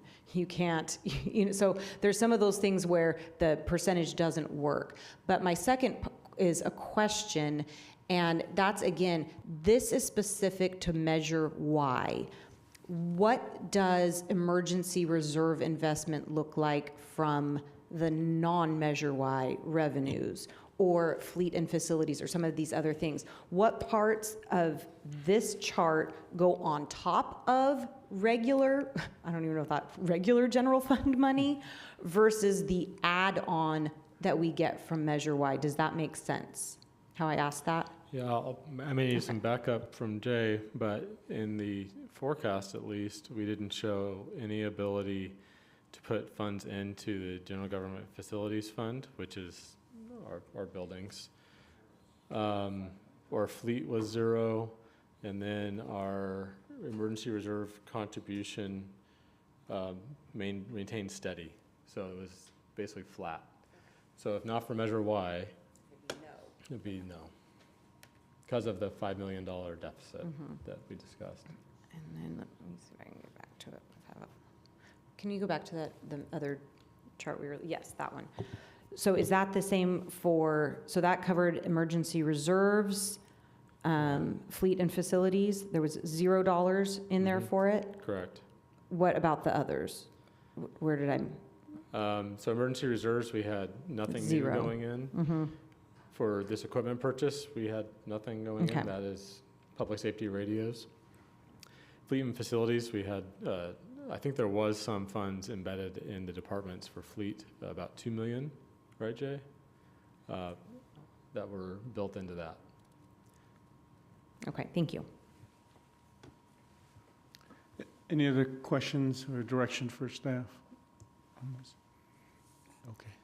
Seeing none, we'll go ahead and open the public portion. If you would like to address this item, you may do so at this time. Brian Wilson, 469 Bergen.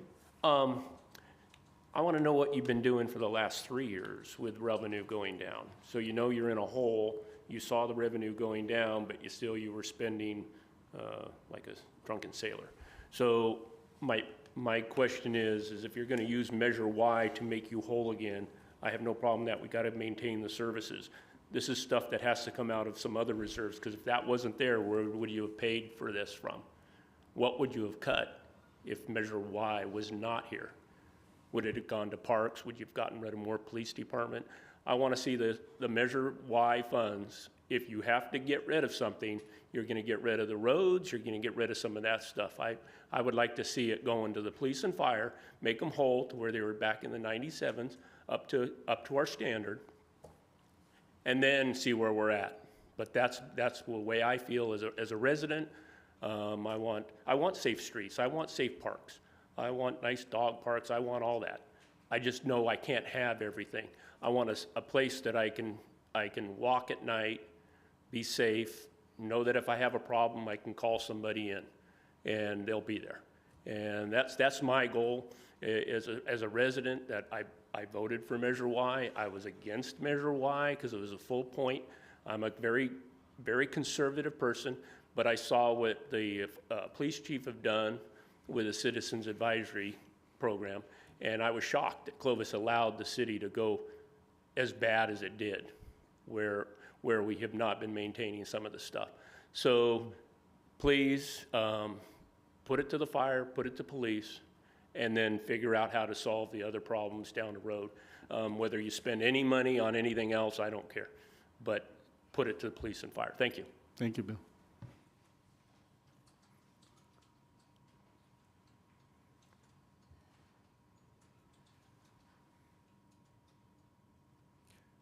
Brianna, can you turn him on? Yeah. Okay. Good evening, Eric Rollins, 575 West Ashcroft. It's interesting to me that we would have had a $5 million deficit without Measure Y money. That tells me that, yes, we've got real problems, and yet I'm not sure that the council's acting in a way that is looking at cutting. You're looking at spending more money. Now, I understand that we got this great opportunity with Measure Y, but a safe community is potentially a prosperous community. So if it is not allocated wisely, to Councilmember Pierce's comment about you can't buy part of a fire truck or part of, if we don't do this in a way that promotes public safety, almost you have to look at it item by item. We're gonna have a problem. I love the fact that I live in a community that is both safe. I can have somebody come down, meet me for dinner, and not have to worry about my car. Not have to worry that there are homeless, but generally the badly behaved homeless get removed. So I want to maintain that, and I want to make sure that you're working with both the police and fire chief. What are their priorities? I don't get to hear them talk near as much as I'd like, and I hope that those conversations are happening so that things can be prioritized in a way that is most helpful to them. I thank you for this time. Thank you, Eric.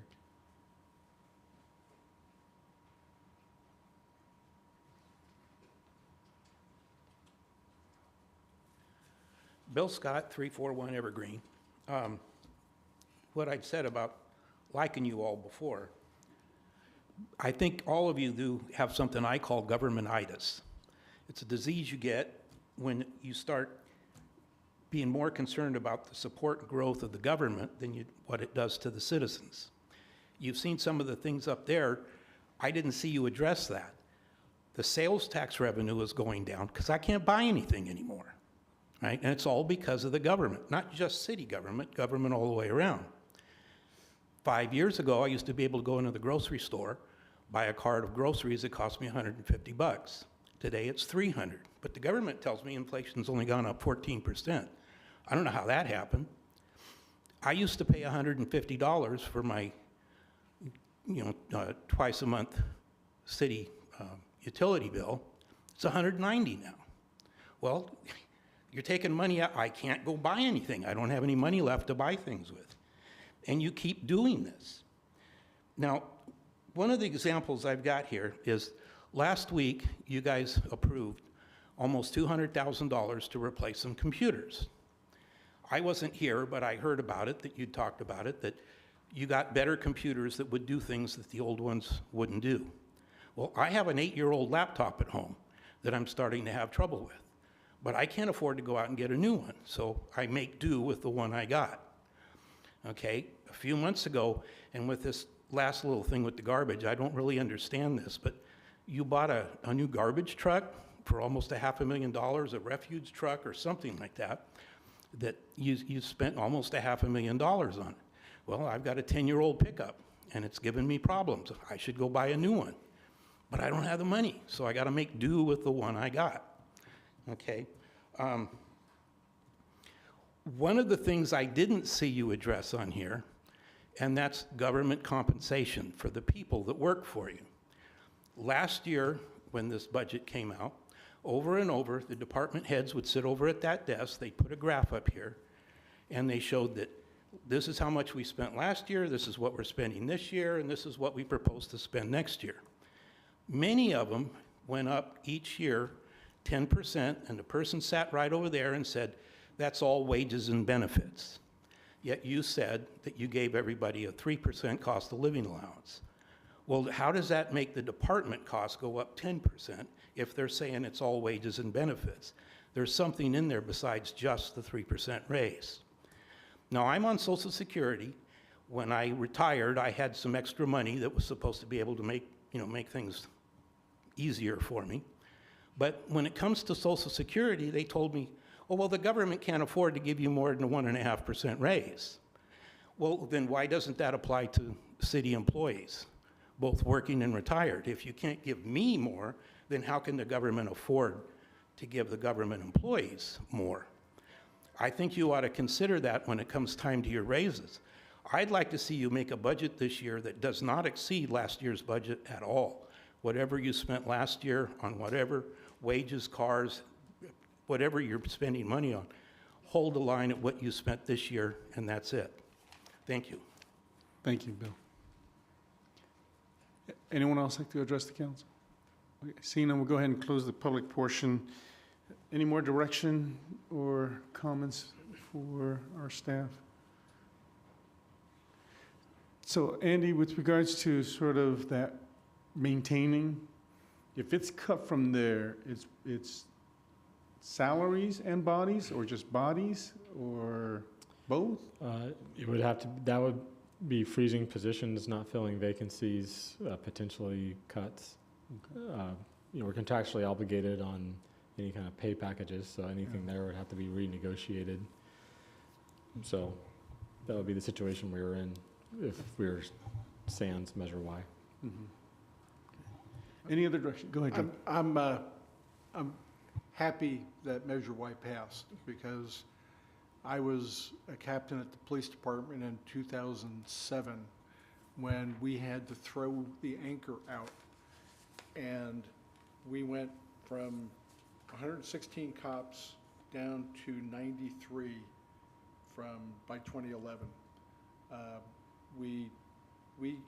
I remember distinctly having that ruler with the little yellow line going down the budget, and our friends in finance would say, we need $2.3 million, and we would cloister ourselves behind locked doors and get it out. And then they came and they said, we need $900,000. And we plinked, it took us 2 days to do that. And then the last time they came to us, we need $450,000, and we said, that's 4.5 people you need to lay off. There is no more money. You know, we could get maybe $45,000 by going in and getting, like, taking 100 off of this.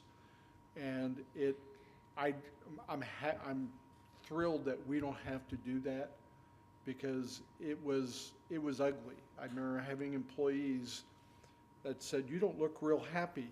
And I didn't want to tell them, I'm afraid you're going to get laid off. And we're fortunate not to be there. I think Measure Y is going to save our bacon for the maintenance of this, and we'll be able to build on that. We just need to, I think everybody else's point, we need to be conservative about the numbers and not overestimate anything, because I don't want to have to pull the rug out from anybody and tell them, sorry, we overestimated. So I agree with my council members on being conservative. Okay. Clear enough direction for you? We will be conservative and try to hit Measure Y goals and have funds set aside that give us flexibility going through these times. Okay. And we may not hit every goal for year 1, 2, 3, 4, 5, 6, 7, 8, 9, 10. It's going to take time for us to get ourselves back to what we want Clovis to be, especially relative to facilities and fleet. It's going to take some time. Thank you, Annie. Thank you, Jay. And thank you to your staff on working on sort of putting Measure Y as a separate line item. I know that's been a lot of work on your staff, because it would have just been with general fund and it would have been easy, but then we are asking you to do above and beyond for our residents. So thank you for that. Thank you. Okay. That concludes item 14. We move now to city manager comments. Andy? Yes, thank you, Mayor. First off, it was reported in the Bee today that a group ranked Clovis as the 3rd best city in California to move to. And one of the key things was safety and affordability, as well as the economy. So, a bit of a rosy note relative to the previous conversation. Enjoy Rodeo Week. There's a lot going on this week. Enjoy every moment. It's a good week to be a Clovisian or Clovisite or whatever we are. And Trail Fest is in 2 weeks, so get out and enjoy that. It's a great event. Love seeing our Clovis families out there using that incredible trail system. And with that, I'll turn it back to you, Mayor. Next is city council comments. Councilmember Basco. On Saturday, I went out to the Miss Winkle's jog. I managed to survive without dying, so that was good. I did the 5K, and just wanted to say great job to the Miss Winkle staff for putting that on. I think they had about 300 participants, so good job to them. Okay, thank you. Councilmember Bessinger. Tomorrow night, and I kind of wanted to do this as a surprise, but I can't invite, I want to violate the Brown Act. Tomorrow night, we're giving Luis Sorrentos, he is a proclamation and a flag from the city. He is the Grand Marshal for the rodeo parade this year. Longtime businessman downtown, great family, great folks. And I wanted it to be a surprise, but you know, you can't do that in this world. So if it's 6 o'clock tomorrow night at the Classic Catering, if you guys can come, we can all present it. I'm not trying to hog anything. There is a bill being proposed for the electric vehicle mandate, and I gave Amy the information, and she was going to discuss it. We haven't actually had a follow-up conversation, but there's a little bit of light, but it's still not enough. So hopefully that'll be a conversation we'll be able to have on Saturday with the occupant of our trolley. We won't let him off till we have it. Okay, Councilmember Ashbeck. Just a couple of items. One, hats off to the team at the senior center, Amy and Bethany and Moni and Maiku and who else? Anyway, for the senior center luncheon. My son and I were served there. It was fun. I kept saying I knew I was a home ec major for a reason, and there those skills came in really handy. But probably maybe 200 seniors. It was just it was a wonderful day. And I also wanted to give a shout out. I didn't get the woman's name, but you had a transit driver out there volunteering. So people just give during the day and then they come back and serve. So it was really great. So thanks for the chance to be there. I think it was a lovely event. While I was there, people said, oh, I'm so glad I had something to ask you. So just a couple of items that folks raised. One is the crossing. Amy, I know, is aware, and Bethany's aware of the crossing there from the senior center to the parking lot. Could the lights be brighter? Could there be a four-way stop, which I said no. So anyway, I think that's an ongoing problem. I know Bethany and team over there are aware of that challenge, but I said I would bring it here. I also had somebody ask about the meeting island at Will and Alluvial. I guess I wasn't quite tracking which direction I was going, but maybe the shrub is quite big and they were having trouble seeing as they made a U-turn. Don't ask me where, but they said Willow and Alluvial near those new apartments on the Fresno side. And he said if the meeting island is owned half by Fresno and half by Clovis, who will take care of it? And I said you would. So I don't know. And then I also had a woman raise the concern about fourplexes in Old Town, which comes back to the historic district. So by right, people can do that, but maybe we have architectural standards or some such that's at play, but she was very worried about the number that are turning out down there that don't look like anything in the character of Old Town. So anyway, just raise those. And finally, I'll report out on FCTA, which was last week. It was a pretty standard agenda item. There was a fairly lengthy discussion on Measure C renewal, but it is, I think, moving along, maybe slower than I thought, but it is moving along, and more to come on that. Thanks. Okay, thank you. Mayor Pro Tem Pierce. I'll echo the city manager's notes about Rodeo Week. I am super excited about the opportunity to go and enjoy the rodeo. It's one of my favorite weeks of the year here in Clovis because it's just awesome. It's fantastic. So I hope everybody has a chance to go out there and enjoy that. And other than that, I have nothing else. Okay. And this Thursday, there's a COG meeting. And then on Friday, I think Councilmember Bessinger and myself and some staff will be touring H2B2, which is a hydrogen facility in Kerman. And so confused with R2D2. And so that's all I have. And then Chad, did you see you were tagged in this photo of some parks that users had to bring their mowers out to actually mow before they can use it. And so, Just to clarify, It's to those the are in ci- our areas that we're seeking additional yeah, funds to so I maintain. wanted to highlight that only to also have us be able to present going, that is why, to explain it to them. So that they tagged the city of Clovis and I was tagged in it. And so it just shows why when they don't approve a Prop 218, then, we have to prioritize what we can do. And you did say in our meeting that mowing was one of the ones, Scott, so, okay.